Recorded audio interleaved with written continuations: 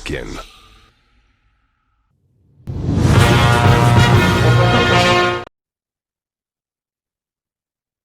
Muy buenas noches, estamos en Innovación TV y retornando, sí, en Innovación TV, después de un largo trabajo junto con diferentes personas de bien del interior del país. Se trata de diferentes regiones en las cuales estamos coordinando la organización, que el pueblo nazca desde abajo, que esa fuerza de voluntad con valores y con profesionalismo, tanto de la ciencia y tecnología y lógicamente del humanismo, en la que nos trae los valores para poder convertir a nuestro Perú en una patria sin corrupción. Y para ello, pues, es necesario organizarnos las personas de bien, porque las personas del mal se organizan en bandas criminales que toman el poder del Estado y esos vienen a ser desde los inicios de la República. Recordemos, pues, eh, justamente los inicios de la República en la cual los congresistas, los parlamentarios, ya desde ahí ya empezaban a socavar, a destruir los intereses de la buena nación que debería hacerse. Sin embargo, nuestra patria se fue o fue y sigue siendo saqueada por una oligarquía, es decir, un poder económico pequeño, un poder económico político que se enquista en el aparato estatal para succionar todas nuestras riquezas y destruir lo que se llama nuestro Perú, destruir las posibilidades de desarrollo, de amor que debe tener nuestro Perú para poder conquistar en todo el mundo una nueva senda de luz, de esperanza, de tener una humanidad justa y sobre todo protectora de todos los derechos humanos y, por qué no decirlo también, las posibilidades de desarrollo del ser humano debe ser respetado en todas las instancias y no solamente una élite, no solamente una oligarquía como actualmente hay en el Perú. Y para eso, pues hoy día justamente estamos hablando del tema de la corrupción y lo vamos a tocar y gracias a ACE Perú. Muchas gracias, humilde servidor, Ángel Montenegro Castro. Voy a aprovechar la oportunidad para enviarle un mensaje a los criminales, no a los que están adentro, porque eso les quitamos la televisión. Desde el 2019, claro. Sino a los que están afuera. Por ahí andan rumores que quieren empezarse a vengar de la gente honrada, al azar. Hagan eso y no va a haber un tiempo de comida en las cárceles. Uno. A ver cuánto tiempo duran sus homeboys allá adentro. Seguro por Dios que no comen un arroz. Y vamos a ver cuánto tiempo duran. Y no me importa lo que digan los organismos internacionales, que vengan a proteger a nuestra gente. Que vengan a llevarse a sus pandilleros. Si tanto los quieren, se los entregamos todos al 2x1. Ustedes desatan una ola de criminalidad y nosotros quitamos la comida en las cárceles. Nuestros conciudadanos en el Perú, lo primero que se nos va a ocurrir es dirigirnos, ¿no?, al marco puramente normativo, jurídico, pero sin embargo, desde las otras disciplinas también del conocimiento, sin duda podemos tener distintas lecturas, ¿no?, ya sea desde el ámbito sociológico o incluso hasta de salud mental, diría yo, porque la verdad linda con la enfermedad este tema de la corrupción, ¿no? Por lo tanto, voy a permitirme poner algunos gráficos que nos pueden servir para la reflexión de esta noche. Vamos a partir de, o en todo caso, vamos a partir de esta conversación del día de hoy viendo este gráfico que no ha cambiado bueno, por lo menos en estos 20 años después de la dictadura de Fujimori, cuando empezamos a hacer incluso desde los 90, ¿no?, los gráficos, pero que con la ayuda después del 2000 de la tecnología podemos conocer con más detalles, ¿no? Por ejemplo, este gráfico del 2013 no ha cambiado, o en todo caso no ha disminuido, por el contrario, se ha incrementado, ¿no? Y uno de los problemas más fundamentales del país sigue siendo el tema de la corrupción.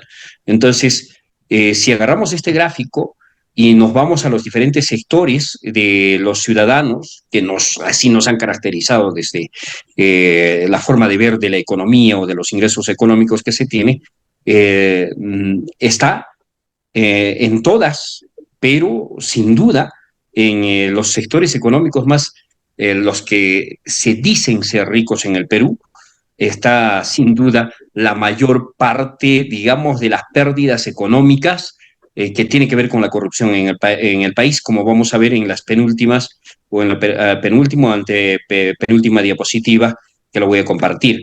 Y eso, como he dicho, no ha cambiado en estos últimos 20 años o 30 años, donde ha empezado realmente una corrupción desquiciada, ¿no? O sea, la Constitución del 93, sin duda, yo creo que ahí estamos de acuerdo todos, ¿no? Que ha permitido no solamente profundizar a niveles astronómicos la corrupción y por lo tanto el daño económico para el país, sino que se ha institucionalizado. En eso, sin duda, todos estamos de acuerdo. Pero ahí los números nos van a ayudar a ver y después reflexionar qué podemos hacer.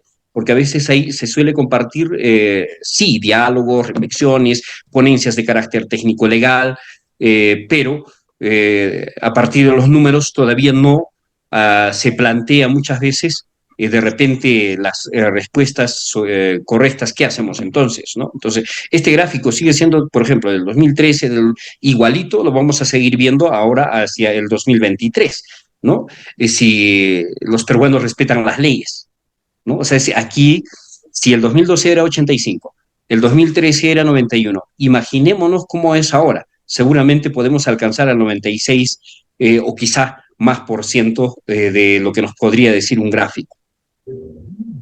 Bueno, nadie denuncia o muy pocos, ¿no? Denuncian los actos de corrupción, que dicho sea de paso, como vamos a ver, están establecidos en el Código Penal prácticamente en 40 artículos, ¿no? Que tienen que ver con los delitos contra la administración pública. Pero eso es solamente ver, decía, por eso, solamente el ámbito puramente legal o jurídico, ¿no? Que cuando se habla de corrupción, eso es lo que mejor de repente salta a la vista para discutir. Pero bueno, estos datos siguen siendo permanentes porque todos vamos a estar de acuerdo, una gran parte, un mayor porcentaje vamos a estar de acuerdo en estas reflexiones, por ejemplo, en estas frases que se plantean, ¿no? El pedido de una coima a una empresa, la gran cantidad de trabas burocráticas. Aquí, esta parte, quiero de repente un poquito profundizar de acuerdo a lo que ha ido pasando, ya que estamos hablando sobre corrupción y eso está ligado al Estado principalmente, pero no deja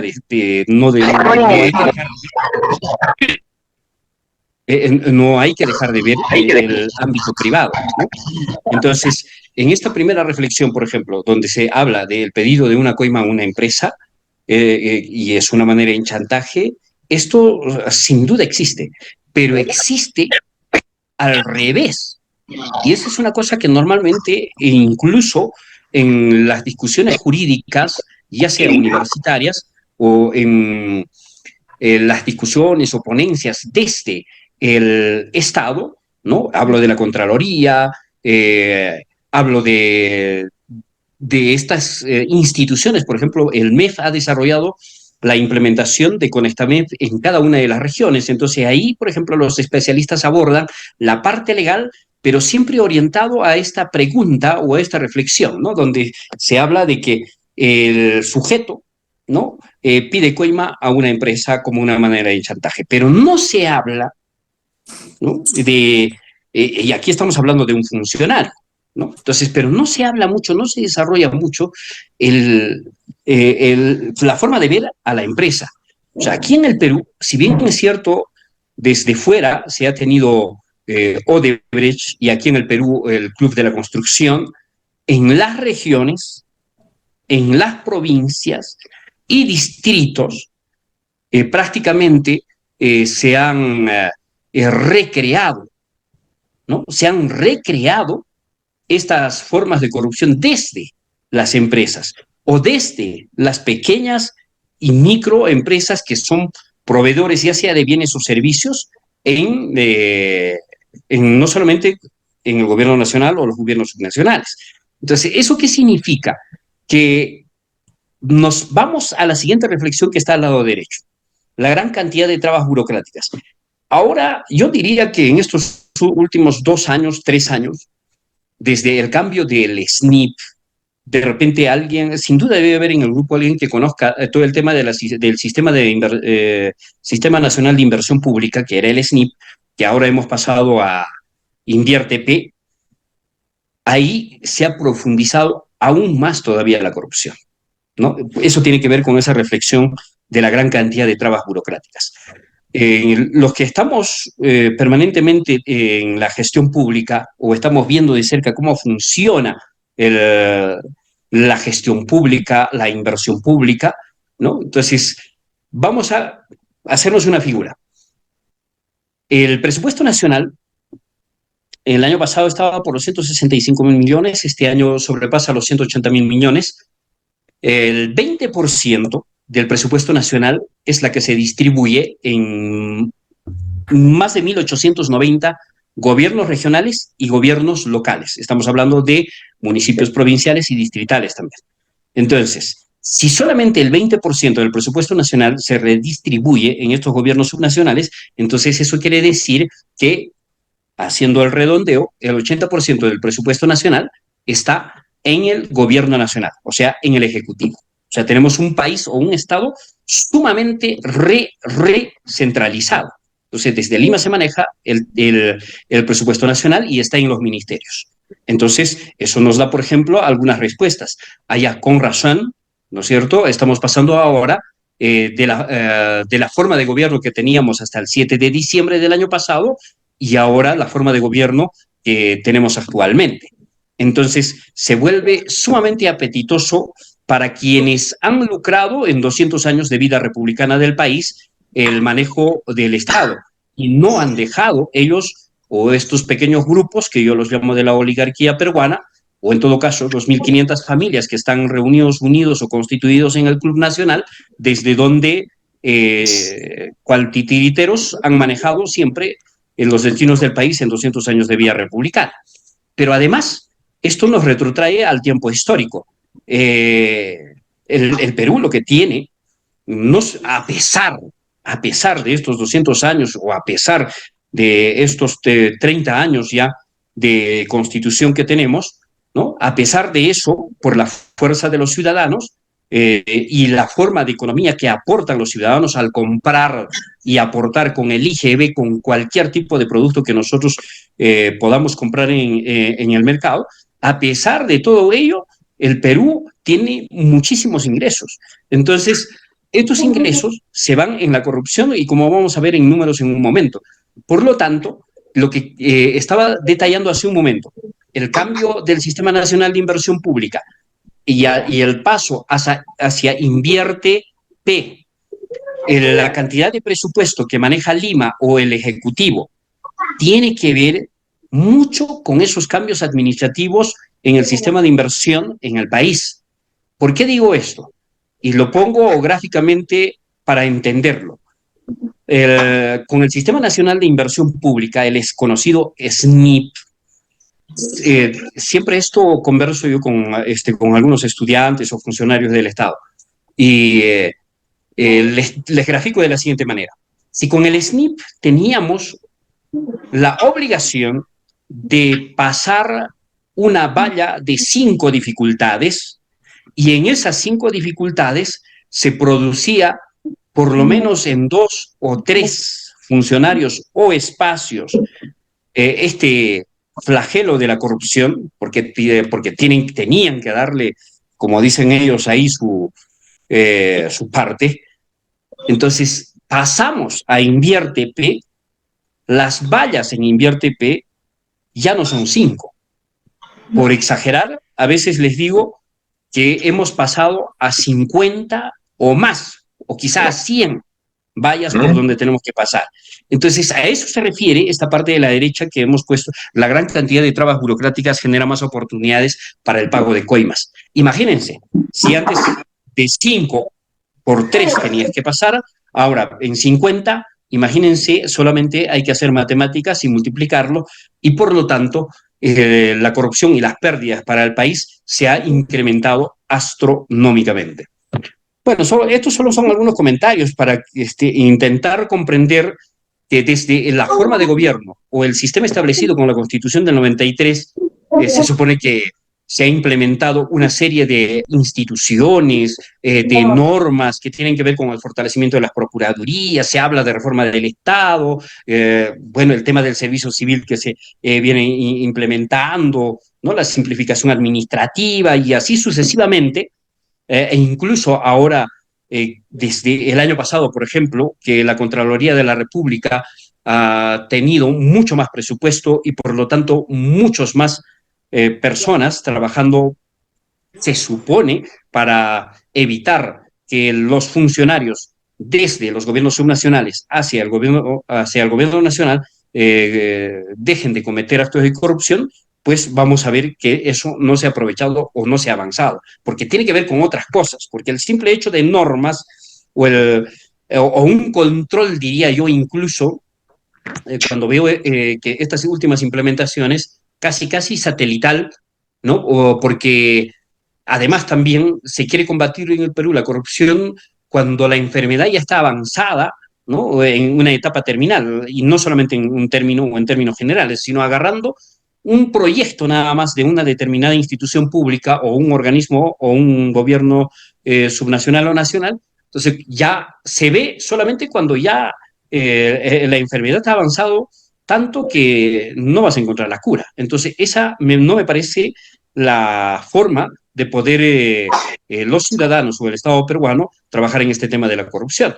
Por eso es que el desencuentro en esto de lo que está pasando en el país, ¿no es cierto?, entre la ciudadanía y las instituciones públicas, donde no se puede avanzar en la resolución de este problema de la corrupción, pues simplemente se está planteando mal y se está trabajando mal. Así que yo por eso saludo a todas las organizaciones, sobre todo del pueblo, que se vienen o que vienen trabajando, que se vienen organizando a lo largo y ancho de todo el país en búsqueda de cómo mejoramos el país o cómo ponemos nuestro granito de arena para el desarrollo del país o cambiar el estado de cosas del país o cambiar este status quo que tenemos en el país.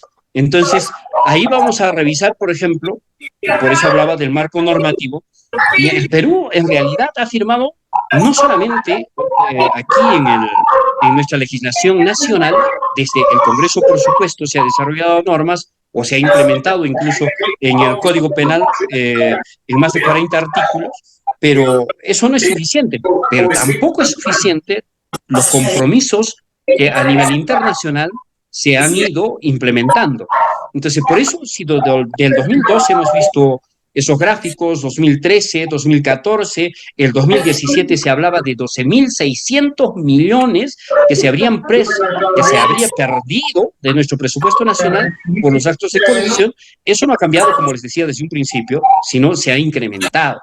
Pero a pesar de que desde la Constitución Política del Perú se habla sobre el tema o la razón de ser de los funcionarios públicos o de cómo en el Código Penal, por ejemplo, estos son algunos delitos, por ejemplo, que están establecidos en el Código Penal, pero eso no ha mermado para nada los actos de corrupción y, por lo tanto, traducidos ellos en las pérdidas económicas para el país. A esto me refería. Hay una normativa nacional e internacional que el Perú deberíamos de cumplir. Tenemos ahí convenciones, con la OEA, firmados en la ONU, en la OCDE, o lo que se ha implementado en la legislación nacional, pero lamentablemente seguimos igual e incluso peor. Bueno, este es un panorama de la forma como en el mundo nos ven.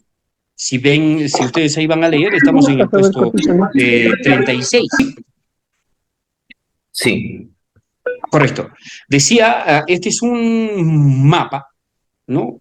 Donde podemos vernos en el mundo, ¿no? De ahí a cuerpo en 36. Pero esto, hace un momento habíamos hablado, y ha pasado apenas una década, si hace una década por los actos de corrupción perdíamos 12.000 millones, fíjense, mire ahora, hemos duplicado hacia el 2022, ¿no? Y esto tiene que ver mucho, incluso dentro de la pandemia, estaba ahí, e incluso yo creo que esto, aquí quedamos muy cortos, nos quedamos demasiado cortos con estos, si hablamos del 2022, que se habría perdido 25.000 millones, porque recordemos que en la época de la pandemia estuve haciendo algunos números, y hablo de esto en el pleno de gobierno de Vizcarra y también de Sagasti, ¿no? Porque es ahí donde se ha destinado un altísimo porcentaje del presupuesto nacional para el sector salud. Y vamos a recordar ahí no solamente los gastos de 30.000, 40.000 millones, recuerdo yo incluso el manejo desde todos los sectores en materia de salud hasta más de 100.000 millones. Y no solamente eso, sino los préstamos que el Estado peruano recurrió y del cual poco se ha hablado, ¿no? Que estamos endeudados por los próximos 100 años, y no solamente por 1 millón, por 2 millones. Estamos ahí por encima de los 100.000 millones que seguramente vamos a sumar con con toda la deuda externa que cargamos desde los años 90. Entonces, estas cifras que ha lanzado Nelson Schack, ¿no es cierto?, refiriéndose al año 2022, porque estas declaraciones que hace es del 30 de enero de este año 2023. Entonces, yo creo que Nelson Schack, el Contralor, se ha quedado corto en las cifras que hemos comparado con la del año 2012. En todo caso, poniéndolo de otra manera, me parece que estos números ellos los sueltan para contentarnos o para decirnos que estamos, sí, pues ahí en el puesto 36 en el mundo, pero creo que estamos casi como campeones de la corrupción en todo el mundo. Entonces, estos números nos ayudan a ver para que lleguemos al final. Bueno, aquí veo que se corta las letras. Voy a tratar de bajarlo, porque creo que esto es una cosa en la que tenemos que reflexionar a más profundidad. Estoy tratando de bajarlo. Yo espero que se pueda ver. Sí, lo que yo pienso que después de todo lo que hemos visto en estos 30 años, no solamente con la Constitución del 93, ojo, porque nos quedamos, me parece, muy corto en la revisión de la problemática de la corrupción en el Perú si solamente miramos estos últimos 30 años. Yo creo que hay que ir retrocediendo en el tiempo para entender realmente lo que está pasando en el país y darnos una respuesta. ¿Y qué podemos hacer? Por eso habría que incluso retroceder a la época de Velasco, ¿no? O antes de Velasco, cuando escribía González Prada sobre la PUS, o a la época de Ramón Castilla, cuando fue intrépido y se avanzó lo que se avanzó durante su gobierno, o incluso con algo de visión por el país. Pero si nos remontamos un poco más atrás, vamos a encontrar, por ejemplo, una de las raíces del mal de la República del Perú. La primera constitución del Perú, que ha sido emitida pues, en el año 1824, nos dice que para ser ciudadano, esa constitución planteaba, fíjense, miren, o sea, lo dramático que es nuestra realidad desde los principios de la República. Esa constitución decía que para ser ciudadano, entre otros requisitos, dos eran sumamente importantes. Uno, que los peruanos debíamos de saber leer y escribir para ser considerados ciudadanos en esa primera constitución. Lo segundo decía que para ser ciudadano debías tener propiedades. Pero si en toda la época colonial se habían encargado de prácticamente a poblaciones enteras bajo genocidio, desaparecerlos, y a millones de nuestros ancestros simplemente los han asesinado o se han muerto trabajando para ellos como esclavos en los obrajes o en las minas para que se pudieran llevar el oro y la plata que hay en el Perú.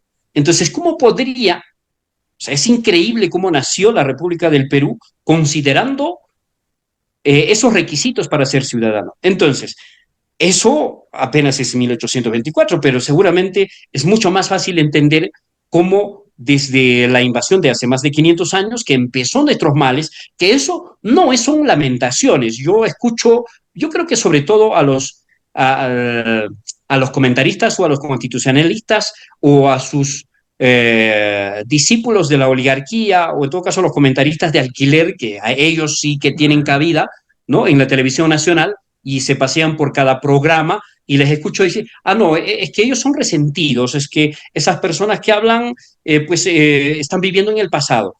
Miren, no ha cambiado desde esa constitución de 1824 a la constitución del 93, que rige ahora en este gobierno, que ya lo han dicho instituciones internacionales, ¿no es cierto? Híbrido lo han dicho ellos, pero a estas alturas, sin duda todos podemos estar muy claros seguramente de qué tipo de gobierno es la que están ejerciendo los señores que están ahora en el Ejecutivo o en el Congreso además.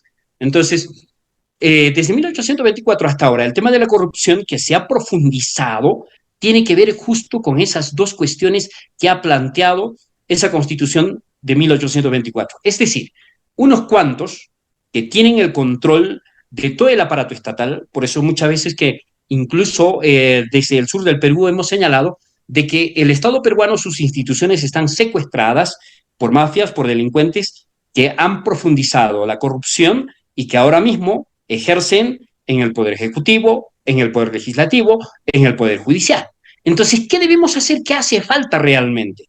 Yo creo que desde diciembre del año pasado, por primera vez en toda la época republicana, por supuesto que en 100 años de vía republicana, recordando ahí un poco la historia, en 1920, que fue uno de los logros más grandes que tuvo los pueblos de nuestras regiones, y mal llamados de mal provincianos, ¿no es cierto? A las comunidades reconocieron en una constitución, en 1920, por primera vez se reconoció a las comunidades, después de 100 años de vida republicana del país. Imagínense, después de 100 años. Pero si ahora recordamos, estamos 2023, después de 100 años, por ejemplo, se ha producido toda la masacre que hemos visto en el sur. O sea, en Huancho, Lima, en 1923, se mató o mataron desde la oligarquía, enviaron obviamente todo un regimiento, una patrulla de militares para matar a más de 1000 aymaras. Entonces, todo eso tiene que ver con sostener un Estado absolutamente al servicio y por lo tanto corrupto de unos cuantos. Entonces, quiero terminar con esta última diapositiva. Hay un ancestro nuestro y ahí abajo caéndose un invasor. Es que lo que hace falta realmente es un profundo sentido de identidad. Es que en toda la época republicana nos han hecho olvidar de lo que somos. Por eso es que desde el sur, a un grito potente, quechua aymara, por ejemplo, desde la región Puno, se ha dicho las cosas como en estos últimos meses. Por lo tanto, ese sentido de identidad como la que está llevando a cabo ahora el sur del Perú es lo que hace falta para recuperar lo que está secuestrado, o sea, recuperar el aparato estatal, o recuperar la patria, o recuperar el Estado para refundarla, y a partir de ello marcar un horizonte de país. Nosotros no tenemos un horizonte de país, por lo tanto, cuando se habla de los males, de uno de los males del Perú, nos enfocamos básicamente en la corrupción y no nos enfocamos, que sería otro tema sin duda para poder compartir desde otras diapositivas, el horizonte de país que queremos. Porque si en el Perú tuviéramos la conciencia de un horizonte de país, que eso podría ser incluso desarrollado desde la educación básica y claro, con mucha más profundidad y con las ciencias o todas las disciplinas en las aulas universitarias, sin duda ese horizonte de país nos llevaría rápidamente en 10, 12 o 15 años a ser un país del primer mundo, porque tenemos materia prima de la que no tienen ni Occidente, ni China, ni Europa, y ni siquiera Rusia, ¿no? O sea, Rusia tiene sí muchos minerales, tiene hidrocarburos, pero no tiene la biodiversidad que nosotros tenemos. Entonces, por lo tanto, creo que si trabajamos en profundizar más bien nuestro sentido de identidad y trabajar en el horizonte de país que queremos desde todas las generaciones, podemos combatir con eficacia y con resultados el flagelo de la corrupción que de alguna muy brevemente, muy sucintamente hemos trabajado en esta noche. Muchas gracias. Muchas gracias, infinitamente muy agradecido por parte de CENDE Perú a nuestro colaborador, invitado especial, César Quispe Calcín, quien es una persona, un profesional que está a la altura de la defensa de lo que viene a ser los derechos de nuestro pueblo. Saludar a todos los hermanos de ACE Perú, y en este momento pasamos a las preguntas respectivas al doctor César Quispe Calcín acerca de la corrupción que se vive en el Perú. Bueno, la corrupción que está matando y sigue matando a nuestros hermanos peruanos, sobre todo de los sectores marginales, ya que ellos solamente piensan para sí mismos. Ahí tenemos encabezados a una minoría, enclaustrados, entornillados en el poder, tanto congresistas despreciables como presidentes, expresidentes de la República también, y la actual misma también, gobernantes y alcaldes o gobernadores regionales que han sido y continúan en una situación de complicidad de la corrupción. Así que muy buenas noches a todos ustedes, listos para poder participar y hacer las preguntas respectivas. Muy buenas noches. Las preguntas pueden inmediatamente levantar las manos para generar las preguntas.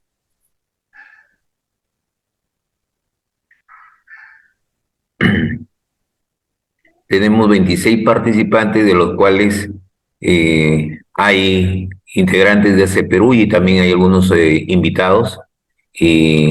Les instamos a participar de una vez para poder hacer las preguntas. Una de ellas, por ejemplo, es en cuanto a la corrupción últimamente, el endeudamiento que ha tenido el Perú por 100 años. ¿Nos podría explicar un poquito más esa situación? Porque ese desconocimiento que tiene mucha gente, y por otra parte el desconocimiento que tenemos que hacer una vez llegado al poder, si Dios quiera, hacia Perú, para poder poner coto a esta situación, ya que estos gobernantes no son gobernantes que son elegidos realmente por el pueblo, sino son manipulados.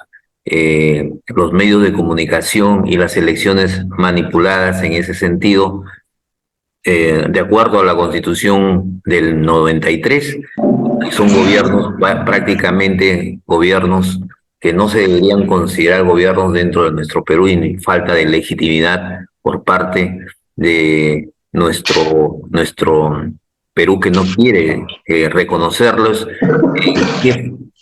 La pregunta sería, me doctor César Quispe Calcín, la pregunta sería, ¿en qué forma el Perú, si se desconoce la Constitución de 1993 y se continúa con la de 1979 para hacer lo que es la Asamblea Constituyente y la nueva Constitución, se desconocería también lo que es este endeudamiento por más de 100 años, tanto por Vizcarra y por el otro presidente más que lo sucedió?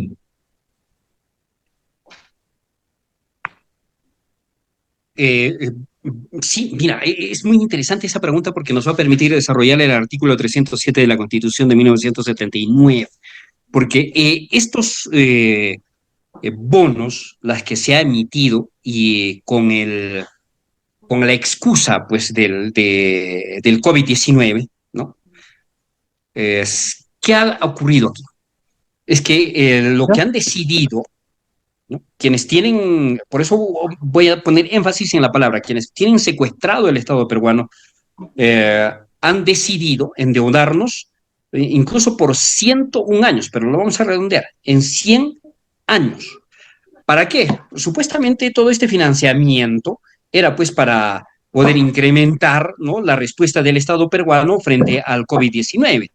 Pero si si nos remitimos a los resultados y si le pidiéramos, ¿no?, detalladamente al Ejecutivo, ¿no?, al gobierno, en qué se ha invertido todo esto, pues seguramente nos caeríamos de espaldas o simplemente nunca nos los van a dar, porque ellos llaman secreto de Estado a este tipo de cosas, ¿no?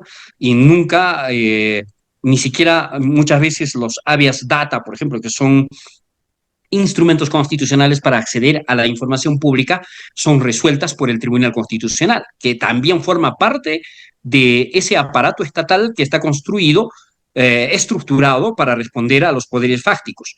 Entonces, si aplicaríamos el artículo 307 de la Constitución, ¿no?, donde se habla de que podríamos, o cualquier ciudadano, o mejor todavía, algún gobierno o un presidente de la República, pudiera decir, un momento, la Constitución del 93 ha sido hecho de manera ilegal, en plena dictadura, sin respetar lo que señalaba, ordenaba para una modificación o una nueva constitución, la constitución de 1979, entonces podríamos retornar a la constitución de 1979. Eso está escrito en el artículo 307 de la constitución de 1979.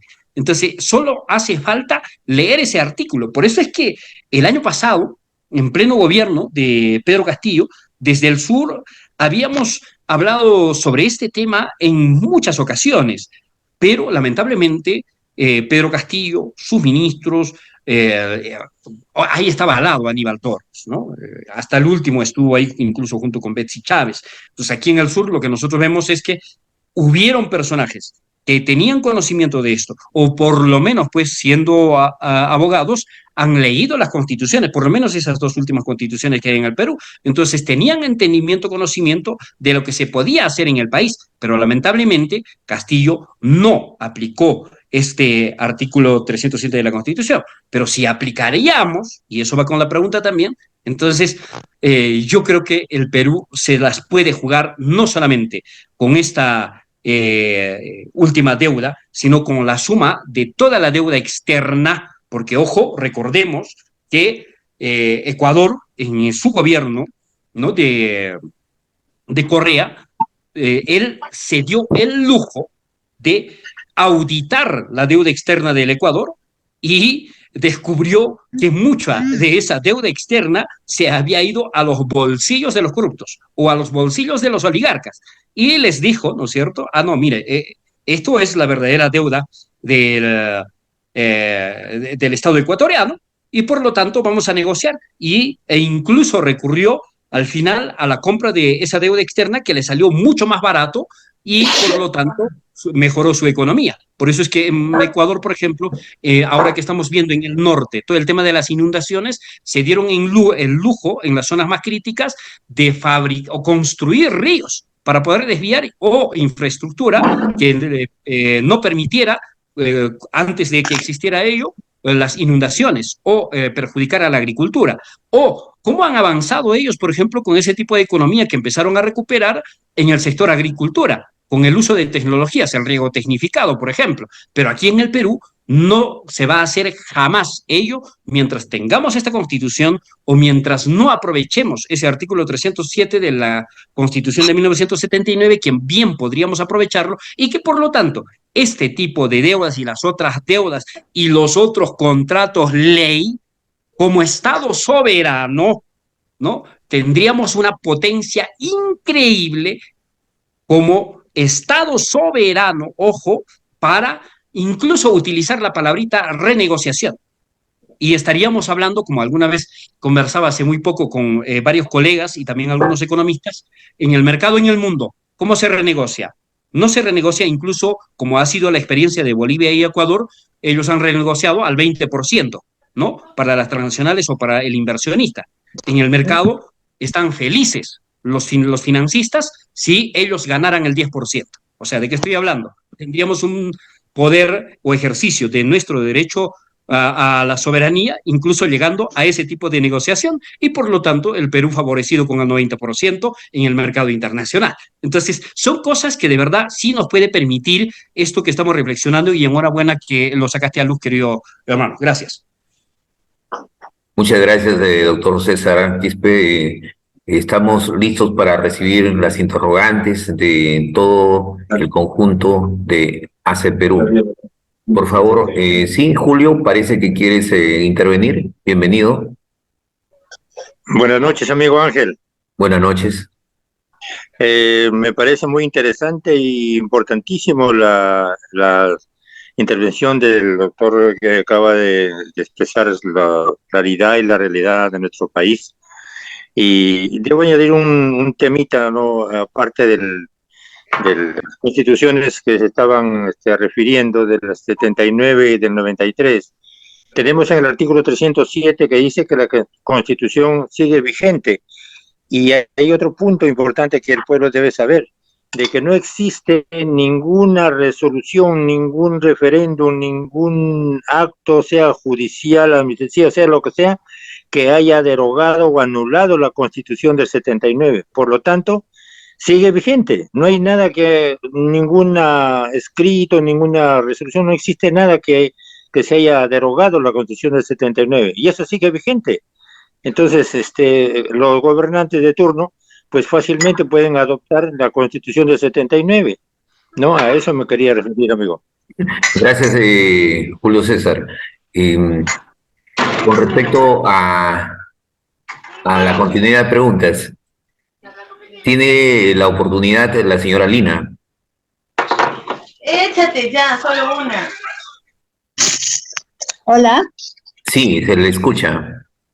Buenas noches, hermanos. Buenas noches, hermano. Sí, estaba escuchando y sí, al menos estoy escuchando como debería ser, porque mayormente no escucho como usted lo está expresando a muchos letrados, ¿no? Entonces, voy a dar mi punto de análisis de lo que estamos viviendo hoy y quisiera si usted me diga si está bien o no la reacción del pueblo. Pues, hoy en día nos encontramos sin gobierno y constitución que respalde al pueblo, porque estamos evidenciando claramente cómo estos usurpadores están distorsionando, incluso ellos están procediendo sin respetar las normas de esta constitución espuria. Yo sí lo digo espuria porque esa constitución fue inconstitucional, entonces para mí no es una constitución viable. El año pasado, gracias al Vladimir Cerrón, Pedro Castillo, estamos trabajando por la ejecución de la ley 27.600. Para mí fue una sorpresa, no desconocía de esta ley, que lo tenían bien guardado y escondido. Hemos estado presentando solicitudes al Congreso y se ha visto claramente, y no, me imagino que usted también lo habrá escuchado, que Guido Bellido le lee la ley 27.600 a Aníbal Torres, ¿no? Entonces Aníbal Torres me da una respuesta incoherente, ¿no? Entonces, yo sí, particularmente la que está hablando, continuaba investigando y me doy con la sorpresa, pues, de que en el año 2012 el traidor de Ollanta entregó todas las instituciones y esta constitución espuria a la ODS, o sea, está embargada. Entonces, me quedaba sorprendida, pues, ¿cómo es posible que Perú ya no es un país, que es una corporación privada manejada por ellos, ¿no? Entonces, y la verdad, pues, mi único decir es que sí debemos restituir la Constitución del 79, la que está vigente, lo dice el artículo 307, pues es importante que todos lo lean. Acá no se trata que porque lo dice usted o lo digo, no, todos tenemos la obligación de leer el artículo 307 de la Constitución 79. Y también sería recomendable que lean la ley 27.600 y la 26.300, o 20, sí, para nosotros, para sustentar de que sí, pues, que esta Constitución, pues, es espuria, ¿no? Durante 30 años, pues, nos han engañado, nos han mentido, ¿no? Entonces, yo creo que la única vía es restablecer para recuperar nuestra soberanía. Y acá yo tengo un análisis, yo quisiera que usted me diga si está bien. La única opción es, ya que el Poder Ejecutivo no lo va a poder hacer porque todos los gobernantes se someten, porque sabemos perfectamente que, pues, lamentablemente, pues, los judíos controlan, pues, tienen el control del continente, incluso de países de Sudamérica, y todos los gobernantes se han sometido.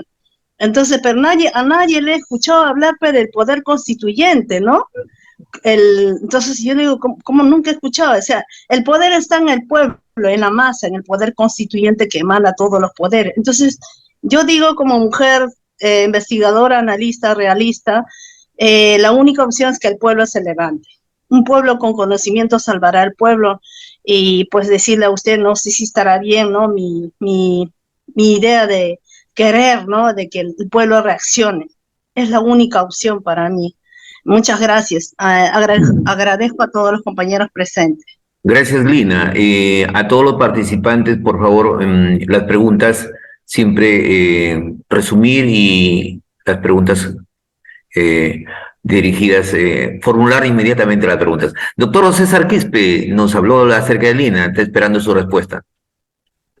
Sí, mira, primero es concatenar con el anterior hermano compatriota que planteó del tema el artículo 307 y propio también la compatriota Lina. Sin duda, este artículo 307 pudo haber sido usado, fíjense, por Toledo, por quien se votó después de la marcha de los 4 suyos. No lo hizo, traicionó. Y ahora sabemos en qué situación se encuentra. 2, Ollanta fue otro que traicionó al pueblo peruano, que incluso juró, recordemos, por la Constitución del 79.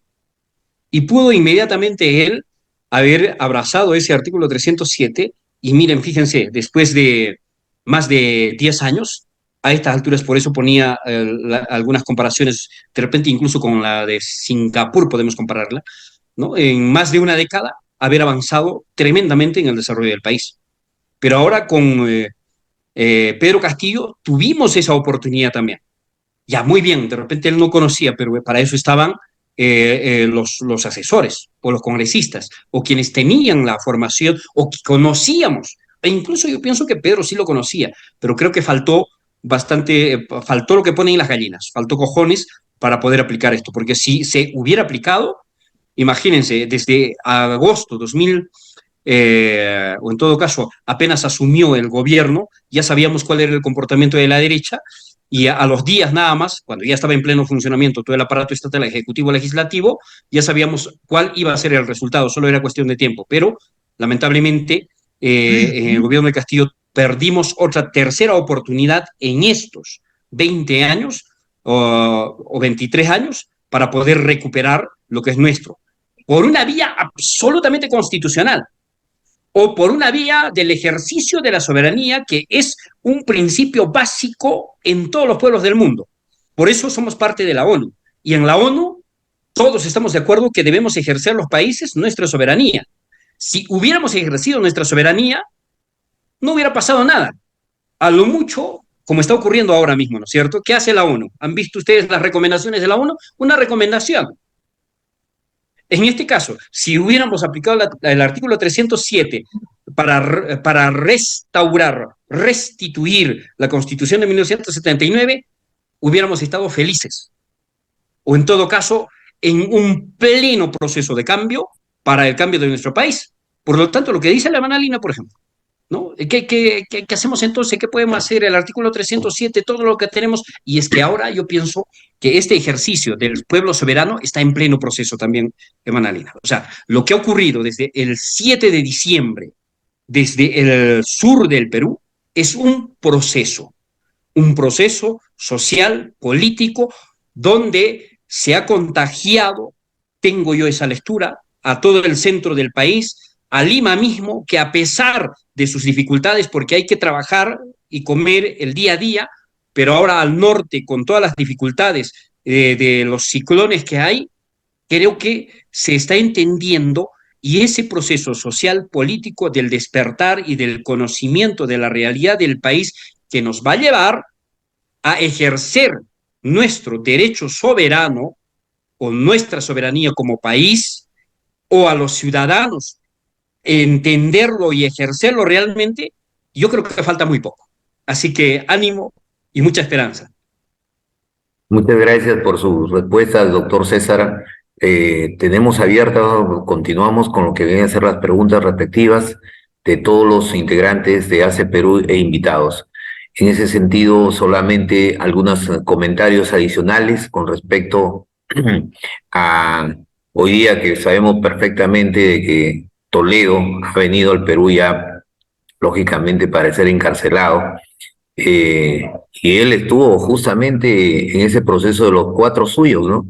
En ese sentido, hace Perú, sí, hará lo que es el retorno de la Constitución de 1979 y hacerla comprobar con justamente por los robos que ha hecho durante su gobierno y lógicamente que ha tenido que ver mucho con la corrupción, Toledo, ¿no? Y ser sometido a prácticamente a los eh, manejos del poder socioeconómico y mucho más cuando ha sido comprobado. Entonces, en ese sentido, tiene vigencia lo que es la Constitución de 1979 como los anteriores participantes lo han dicho y también el doctor. Continuamos con las preguntas. Michelle Alvarado, ¿qué nos dice? Tenemos a Liliana Arroyo también de la región Lambayeque. Nadia Tello. Sí. Buenas noches con todos. Mi pregunta para el doctor César Quispe Calcín. Interesante lo que él nos está comunicando, ¿no? Porque nos estamos nutriendo de todo ello. Mi pregunta clara y concisa es si ya sabemos con anterioridad que muchos expresidentes pues han pasado por el poder ejecutivo, ¿qué es lo que se necesita para que el poder ejecutivo tome en cuenta y aplique el artículo 307 que ustedes mencionan, de acuerdo a la Constitución de 1979? ¿Qué es lo que se necesita? Porque van a seguir pasando más presidentes, pero ¿cuál es el punto en sí? Porque yo creo que el poder solo en sí ejecutivo no puede trabajar conjuntamente si no es con el legislativo y el judicial. Doctor César, espera Nadia Tello su respuesta. Sí. A ver, ¿cómo debería funcionar esto? Incluso yo lo veo dos caminos, pero también recogiendo de la experiencia latinoamericana.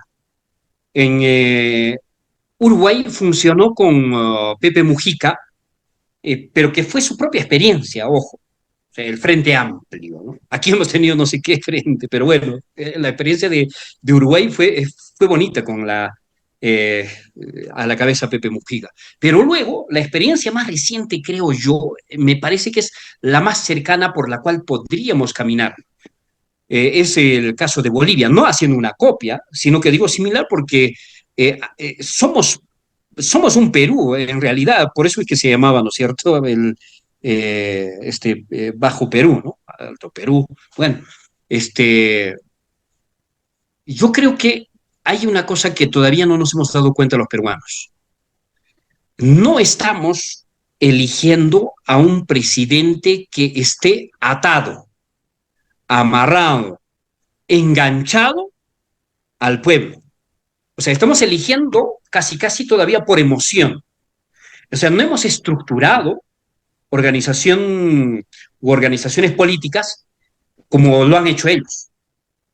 Por ejemplo, a mí me gusta la experiencia de Evo, porque él antes de ser presidente fue diputado. Hoy, por ejemplo, nosotros le decimos a los congresistas de Puno, que dicho sea de paso tenemos 5, deberían estar liderando pues con toda la fuerza social que hay desde el sur, pero no, pues se han vendido estos delincuentes, habría que llamarlos, ¿no? Entonces, el caso de Bolivia, cuando con toda esta experiencia de lucha, de batalla con el pueblo, un proceso que tenía no solamente, ojo, Evo sí, pues por la organización de los agricultores, de los cocaleros, caminando ya a la par también con otro tipo de organizaciones de Bolivia, ya se conocían, llegó a ser diputado y desde ese espacio logró articular a las organizaciones más grandes de Bolivia. Entonces, cuando él fue electo, a sabiendas, por eso es que a los peruanos nos hace falta tener todavía esa conciencia, pero también falta liderazgos. O sea, es que no nos mostramos todavía. Es que parece que hay muchos liderazgos que pensamos muy bonito o que otros escriben muy bonito, pero que no están en la batalla. O sea, por ejemplo, ahora, ¿no? Desde diciembre hasta ahora, ¿cuántos de esos liderazgos, más allá de salir a la calle, ¿no? Han ejercido realmente el poder del liderazgo que tienen en todo ámbito? Si era sociólogo, en las plazas, en las calles, en los medios de comunicación, en los periódicos. O si es abogado, como en el caso nuestro, por ejemplo, que estamos ahí metidos en la batalla denunciando a Dina y en el tema de la defensa de nuestros hermanos que fueron asesinados, de los heridos, y uno ve en esa batalla, colegas, ¿dónde están? El primer día sí, pues habían 20, 60, pero después va pasando las semanas y no ves más que a 2 o 3. Entonces, está faltando también eso. Entonces, cuando vamos a llegar a ese nivel de conciencia los ciudadanos, vamos a procurar avanzar como ha avanzado Bolivia, porque cuando Evo empezó a ejercer la presidencia, una de las primeras cosas que hizo es llamar a las organizaciones más grandes y sentarse juntos, y ahí decidían incluso muchas leyes, ¿no? Es así como se avanzó su constitución plurinacional. En el caso peruano, es muy posible tener ese tipo de cercanías en nuestra experiencia que vamos a desarrollar en el futuro, que no falta mucho, falta muy poco tiempo, pero que creo que el esfuerzo que están haciendo aquí en el equipo va a ser también muy importante. Pero también va a ser muy importante que trasladar este mensaje a las demás organizaciones sociales para decir, miren, si tenemos esa experiencia, nosotros la podemos perfeccionar por 100 o por 1000, porque si hacemos eso, vamos a tener una mejor constitución que la de Bolivia o que la del Ecuador, porque aquí en el Perú está la raíz de la mejor civilización o el corazón de la mejor civilización que hemos tenido en estos últimos 1000 años, o sea, el Tahuantinsuyo, ¿no? Entonces, yo creo que de recogiendo todas estas experiencias, sin duda, podemos mejorar, cambiar y aportar desde cada uno de nosotros, por ejemplo, mejores propuestas y por lo tanto ya no estar actuando en cada elección casi casi esperando un salvador, sino más bien desde ahora construir esos liderazgos de tal manera que si se llega al Ejecutivo, aplicamos el artículo 307 y ahí había unas preguntas que estuve leyendo. No, pero es que vamos a retornar, pues, bueno, una interpretación fácil sería, ¿no es cierto? Sí, también vamos a retornar al Senado, a la Cámara de Diputados. No, no, o sea, como país soberano, si aplicamos el artículo 307, podemos decir, ya para ponerlo de repente coloquialmente, lo que nos venga en gana, con el ejercicio del poder soberano del pueblo y con el ejercicio de la soberanía como Estado peruano en el derecho internacional, porque el derecho internacional no se va a meter con esa nuestra soberanía si somos realmente fuertes. Entonces, yo creo, mis queridos hermanos, compatriotas, estamos muy cerca de alcanzar eso y solo va a faltar alimentarnos con este tipo de diálogos, el cual les agradezco. Gracias. Gracias, doctor César Quispe. Sí, realmente ha mencionado cosas muy importantes, César Quispe, con respecto a nuestra organización como ACE Perú, que estamos en ese camino para poder conquistar desde las bases la organización, desde los más rincones o remotos lugares de nuestro Perú, hacia una organización sólida que puedan contribuir a ese gran cambio, pues justamente llegando hacia Perú al gobierno. Y ya tenemos la participación de Yolanda y luego de Liliana Arroyo. Muy buenas noches con el señor expositor y muchas gracias por la invitación. La verdad, no sé quién me agregó al grupo, pero estoy muy agradecida y quiero también acotar en lo que dijo el exponente, ¿no? Que hubimos, porque me considero también una líder, porque estuve también en las calles y faltó mencionar, creo yo, a las madres que estuvimos ahí, hasta jóvenes, ¿no? Universitarios, muchas personas más. En mi parecer, no tanto como una pregunta, sería de que a veces la política, porque soy nueva, experimentando en este tema, en esta lucha, que hemos pasado desde el 7 de diciembre, cuando se lo llevaron al señor Castillo. Desde ahí no paré de estar en las calles. Hay algo que, como dice la canción, ese monstruo pisa fuerte, es el factor dinero. También hay mucho que hacer con las personas que realmente queremos que cambie esto, apoyar. Nos falta, creo, más humanidad o más sensibilidad para poder lograr el cambio real que nosotros queremos, necesitamos y que por derecho, porque yo siento que son ya muchos años en la situación en que estamos y no hay un real cambio. Partido que ingresa en estos momentos, yo misma veo, porque he estado participando en un partido y no sé si decirles el nombre, pero ahí mismo yo veo que las personas que tienen un carguito de arriba te miran con desdén a los de abajo, o no, o yo pienso, ¿no?, que también la derecha surge porque entre ellos se ayudan, porque entre ellos nunca se dejan de lado, hasta manejando sus delincuentes. Ustedes han visto en las calles todos esos delincuentes que agarraron, yo los he visto, los conozco porque un día nos palearon en la puerta del Palacio de Justicia, saliendo de la comisaría de Barbadillo, ahí al costado del Palacio de Justicia. Entonces, más que todo, sería como una reflexión, o usted, señor, ¿qué opina, no? ¿Por qué los partidos políticos, y más que todo de izquierda, veo yo, ahora que he estado experimentando, llegan a asumir algún cargo cuando todavía estaba Castillo, y hemos apoyado con tantas ganas, hemos hecho todo lo posible. Después ni siquiera nos conocían, ni nos valoran. Entonces así el pueblo no cree en nadie, creo yo. El pueblo se desanima. Y no es que yo saque en cara, sino que gasté mi pasaje, dejé mi familia y ahora me dicen, ¿de qué te valió? Algunos se han parcializado con la DINA, otros siguen trabajando. Poco les importa lo que pasó con las gentes, con las personas que realmente estuvimos en las calles a golpes, a gases. Entonces yo pienso que ojalá haya un momento donde las personas se concienticen realmente y luchen de corazón, y cuando lleguen al poder cumplan con su promesa, cumplan con el real cambio, cumplan. Eso es lo que yo siento, una desilusión, siento una tristeza de haber luchado tanto, de haber visto morir al señor Santisteban, al joven en diciembre, llevando mis pancitos, llevando mi agua, y estar así el día de hoy me indigna. Ahora estoy un poco mal de los nervios y así tengo tratamiento psiquiátrico, pero estoy bien. Yo voy a continuar en la lucha, pero yo le pido a las personas que tratan de luchar por el verdadero cambio, lo hagan de corazón y no de palabras. Y cuando lleguen al poder, no se dejen comprar por el dinero, no se dejen comprar por la maldita corrupción, porque la izquierda quedamos pocos, los de corazones reales izquierdistas, que nos vele el hambre de nuestros niños, el hambre, la necesidad de tener los servicios básicos en un cerro, duele. Yo podré tener un techo, pero pensemos en los que no tienen. Disculpen las lágrimas y disculpen si demoré en hablar, pero soy una persona que me gusta luchar con rectitud. No tendré la capacidad de una universidad, pero sí tengo la capacidad de haber vivido y de haber visto sufrir a mucha gente, morir a muchas personas, y que a ningún gobierno les interesa. Muchas gracias.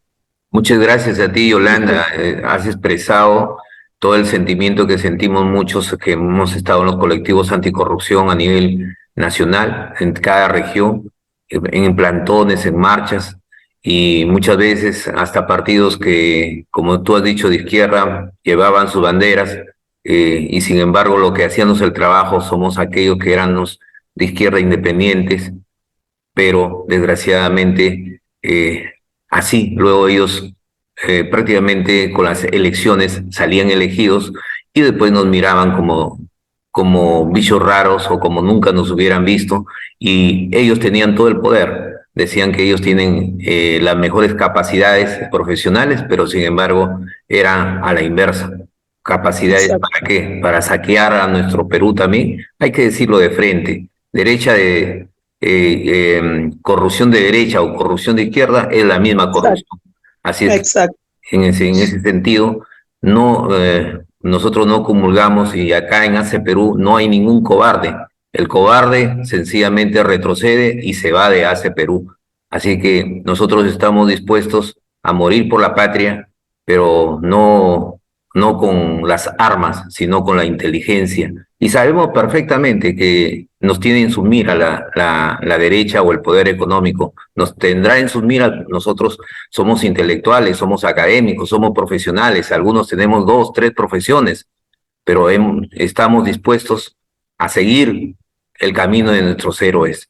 Así que nuestros héroes no han muerto, siguen vigentes en nuestro cerebro. Muchas gracias por esas lágrimas que todos nosotros lo sentimos, lo que hemos estado en la lucha.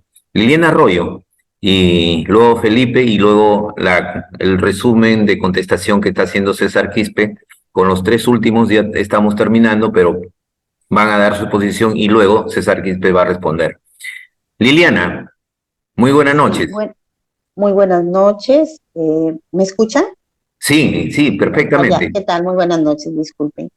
Bien, he venido escuchando, ¿no?, lo que el ponente ha expuesto y también lo que nuestros compatriotas, no podemos decir así, hermanos, compañeros, están haciendo su referencia con respecto a la coyuntura política actual, ¿no? Y esa coyuntura política que viene arrastrándose desde hace 30 años, ¿no? Que nos vemos enmarcados en la corrupción que vivimos ahora más aún, a pesar de nuestra lucha, a pesar de las muertes. Y yo justo hice una reflexión cuando lo estaban extraditando a Toledo y hice una reflexión y dije, tengo una niña de 7 años, ¿qué le espera a mi niña de acá a 20 años? ¿Cómo, qué va a decir mi niña? Presidentes encarcelados, ¿no? El primer país que tiene pues a los expresidentes y bueno, no dejemos de hablar de Alan García, de Pedro Pablo Kuczynski y de Ollanta, ¿no? Imagínense qué vergüenza van a sentir nuestros hijos, ¿no? Si vamos a seguir nosotros tolerando que nos sigan pisoteando y burlándose de nosotros mismos. Entonces, yo aplaudo a Ángel, ¿no? Porque lo conozco también, que es una persona de lucha y que sin temor alguno, como lo hemos salido a manifestar a las calles, ¿no? Fuera corruptos, que se vayan los corruptos, que se vayan los delincuentes, y lo seguiremos diciendo hasta que totalmente se cambie la mentalidad de los políticos tradicionales. Pero para eso es importante hacer una reingeniería. Yo creo que comparto la opinión de nuestro ponente, no Quispe, del señor Quispe, que verdaderamente el Estado peruano, y así como otros países que también se vienen viendo siendo coludidos por esta ola de corrupción que en la actualidad estamos viviendo, ¿no? No va a cambiar mientras que nosotros no cambiemos la mentalidad de nosotros mismos y la mentalidad de nuestras familias, ¿no? De todas las personas que nos rodeen. Se tiene que hacer una reingeniería del sistema político del Perú. Y no solamente del Perú, sino que también llegue a todo, a los países vecinos, porque la corrupción no está solamente aquí en nuestro Perú, la corrupción la encontramos en los países de vías en desarrollo. Y eso tiene mucho que ver lo que es, tiene mucho que ver lo que es en cuanto a lo que es el Jurado Nacional de Elecciones.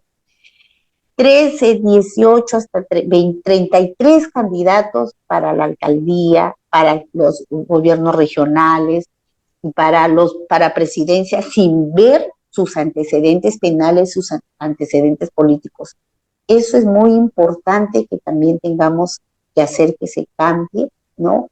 Esa política de Estado que se maneja. Bueno, hasta ahí nada más me quedo. Gracias por escucharme y comparto ese dolor que está sintiendo la compañera, ¿no?, que me antecedió, porque como madre de familia, como enfermera y como mujer que soy, me duele mucho lo que estamos viviendo, ¿no? Ella ha expresado todo el sentimiento de esas personas que hemos sido golpeadas durante estos 30 años bajo el yugo de la corrupción. Muchísimas gracias. Muchas gracias, Liliana. Muchas gracias, Yolanda, Liliana. Y por último está Ángel Felipe Borda desde Arequipa. Su pregunta respectiva. Y luego continuamos con César Quispe. Buenas noches, estimados compatriotas de la reunión, al ponente César Quispe y a todos los que han participado, ¿no?, en sus apreciaciones, en especial de la compatriota Liliana. Bueno, yo primeramente me identifico, disculpen, bueno, decía mi compatriota Ángel, soy Ángel Borda, Ángel Felipe Borda Cuellar, de aquí de Arequipa. Bueno, la verdad que estoy conmovido y también me solidarizo con sus vivencias. Hemos vivido también, ¿no?, esa parte de nuestra historia triste y oscura, de parte de un régimen, pues, dictador. Y yo le invito a que usted saque fortalezas de su historia, de su pasado y también de su futuro. Vea usted que usted es una persona que está haciendo mucho por la patria y eso la va a mantener en pie. Y así como todos, ¿no? Hemos pasado momentos también críticos en donde nuestra capacidad a veces se ha querido verse debilitada. Y a esto va, ¿no?, también mi mensaje político, más que todo, más que una pregunta, un mensaje. Es necesario, compatriotas, fortalecernos cada vez más en principios más que todo de valores y morales. Valores morales que no se hagan redireccionar la política. En la política lo que está fallando es la corrupción como un instrumento de manipulación, sometimiento, la ejecución del poder, de las armas, del poder económico, financiero. Todo esto es un modelo político que ya está cayendo, pero en el Perú todavía se sostiene y se sostiene con las armas, ¿no? En otros países han trabajado, han sido procesos en el cual no ha sido de años, sino ha sido de años. Tal es el caso de Bolivia, que ha logrado, ¿no?, un cambio. Igualmente Colombia está en ese proceso, Ecuador también, Chile por ahí, ¿no? Chile por ahí, aunque aparentemente es un gobierno izquierda, pero en el fondo este gobierno socialdemócrata, en el fondo es un sirviente de la derecha, eso es más claro que evidente. Es triste decirlo que la izquierda en el Perú y en todas las latitudes del mundo también le hacen compañía a la derecha, pero los verdaderos izquierdistas, que hablamos de corazón, sin tener dogmas, podemos cambiar la historia. Pero ¿cómo podemos cambiar la historia? Con un proceso de concientización o concienciación en nuestra juventud, en nuestros hijos, en nuestro entorno, en nuestro medio, de esta manera, porque si vamos a esperar que la educación cambie, este proceso nunca va a llegar, porque estamos en un modelo educativo impuesto por intereses extranjeros, en donde hacen que el Perú, pues, sea un país pobre, subdesarrollado, aún teniendo las capacidades, ¿no?, de recursos ingentes, capacidades en recursos mineros, recursos hidrobiológicos, etcétera. Entonces, nosotros tenemos que tener la capacidad de salir adelante con nuestras familias, con nuestro entorno y también integrando, ¿no? Integrando, articulando socialmente el mensaje para que nuestro Perú, pues, pueda recuperar el camino de la libertad, como alguna vez fuimos un gran imperio, una civilización milenaria. Teníamos un respeto, pues, ¿no?, por el medio ambiente, por la naturaleza, pero este modelo económico, el cual trae, pues, abajo no solo los principios, los valores, sino también el mismo respeto por la naturaleza, se ve afectada con este modelo económico. Ahora está cambiando las cosas. Ahora se lleva a cabo una guerra en donde se están decidiendo, pues, la disputa de intereses geopolíticos y el Perú no está fuera de este proyecto en el cual Estados Unidos nos tiene, pues, del cuello. Y este triste payaso, voy a decirlo así, disculpen si puedo ir susceptibilidad, aunque yo no creo, porque si nos han matado, nos han pateado, decirles payasos a estos políticos, llámese Pedro Pablo Kuczynski, fue a Estados Unidos a hablar con su patrón Biden y le dijo que Latinoamérica era como un perrito faldero moviendo la cola. Esto realmente era un maltrato no solo al Perú, sino a toda Latinoamérica. Esta política Monroe que viene impuesta desde Estados Unidos es justamente lo que han hecho acá, su intervención, lo han sembrado, lo han sentado a Pedro Castillo y han puesto a un régimen que garantice pues sus negocios del narcotráfico, sus negocios de su posición geoeconómica, y a esto tiene que cambiar. Pero para cambiar esto, nosotros tenemos que gobernar primeramente nuestros egos, ¿no?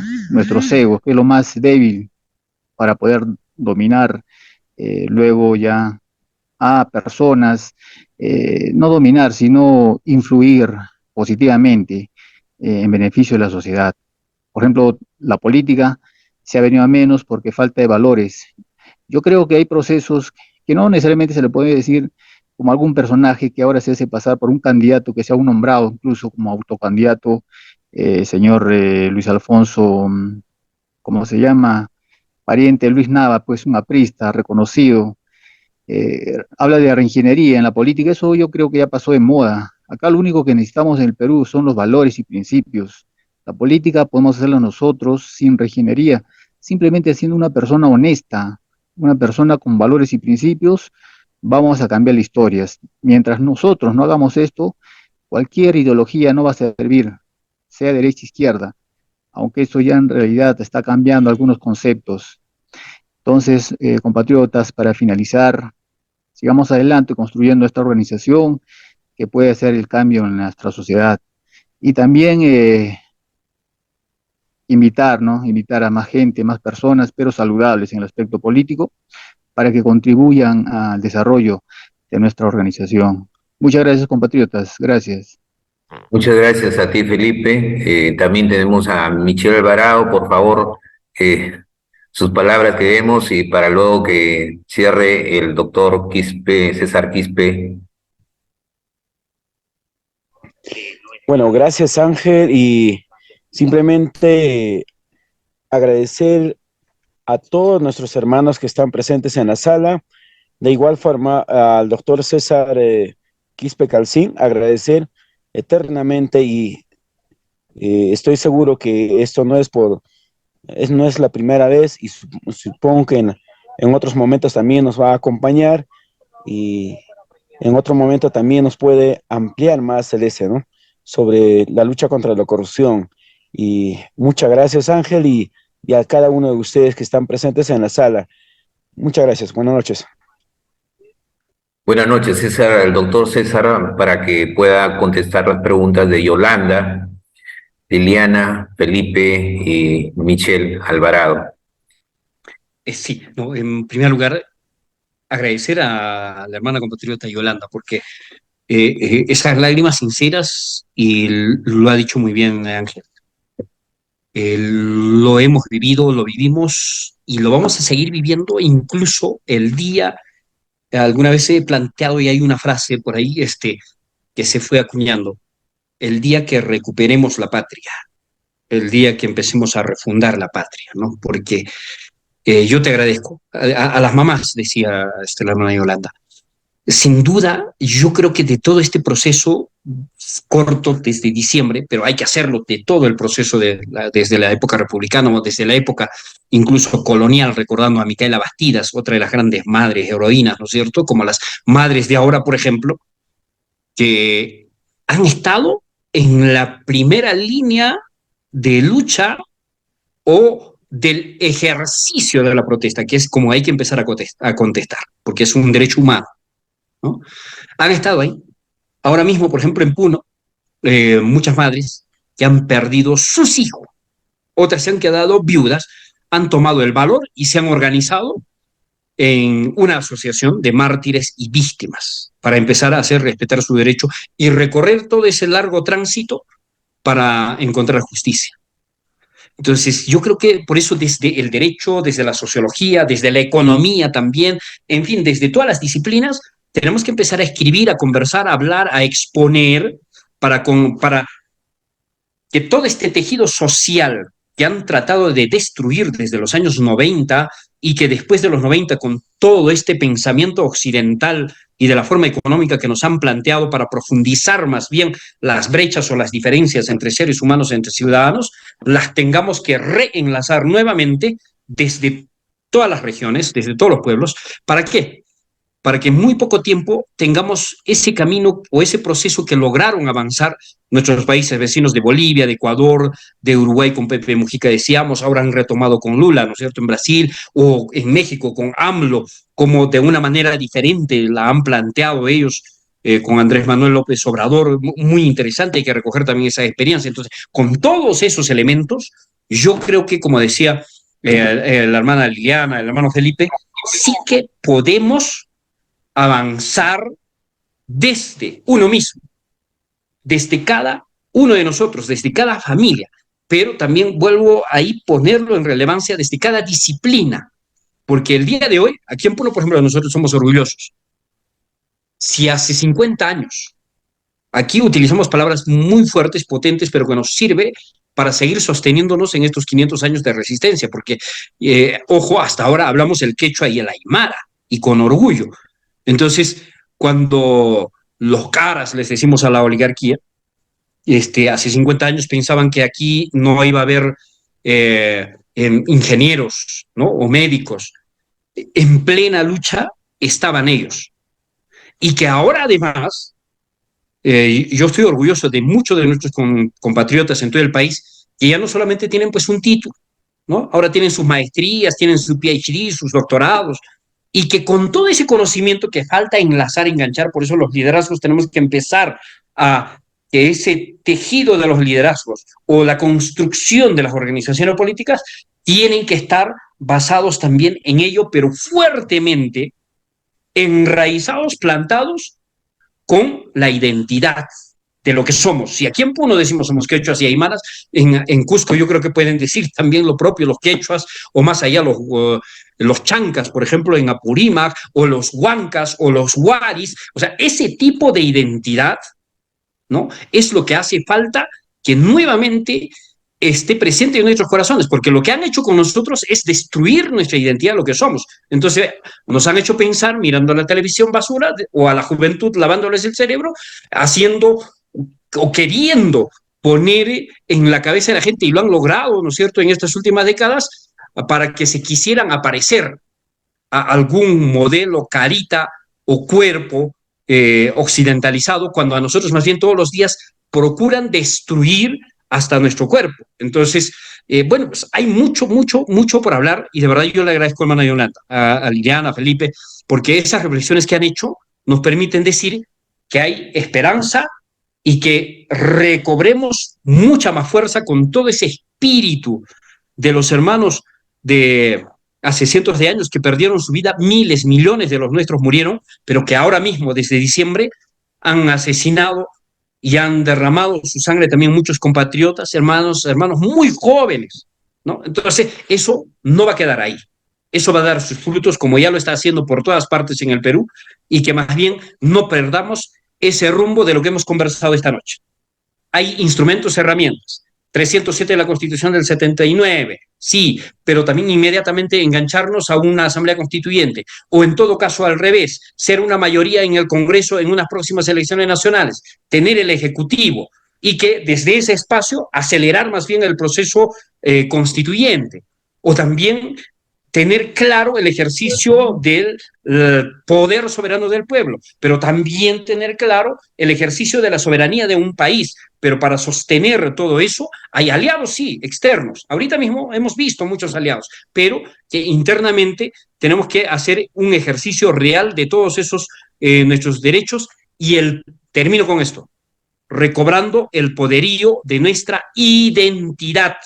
Porque yo estoy seguro que nuestros conciudadanos que viven en Lima, si no es él, su padre, su madre, su abuelo, han venido de los Andes o de la Amazonía o de alguna comunidad o pueblo cerca a Lima, y encontrando y rebuscando nuestras raíces, vamos a ver que todos somos y provenimos de raíces milenarias, y que con esa identidad ya no van a poder destruir nunca más, como lo han hecho en 500 años, de lo que somos nosotros. Más bien, tendremos que recuperar nuestro gobierno, nuestro Estado secuestrado por mafias, porque ni siquiera el 0.5% de lo que ellos significan en esas 2.500 familias no son mayoría, son una absoluta minoría, sino que nosotros somos una mayoría que falta.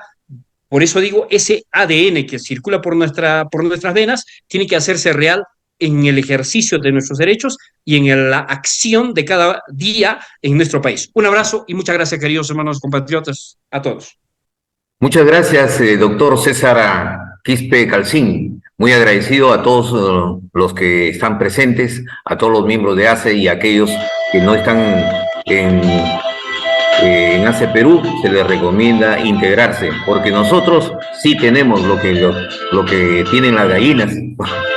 Entonces tenemos esa fuerza de voluntad y vamos a luchar en contra de la corrupción. Ténganlo por seguro, no hay cobardía en ACE Perú. ACE Perú es la esperanza de nuestro pueblo, la esperanza que nace desde abajo, la esperanza organizada de los pueblos y de todas las regiones. Con la organización y con los valores vamos a apostar al gran cambio. Muy agradecido, ACE Perú, en todos sus corazones. Muchas gracias, desde todas las regiones de nuestro Perú. Muchas gracias a todos ustedes y será hasta el próximo martes en la Escuela Política de ACE Perú. Muchas gracias. Un abrazo para todos.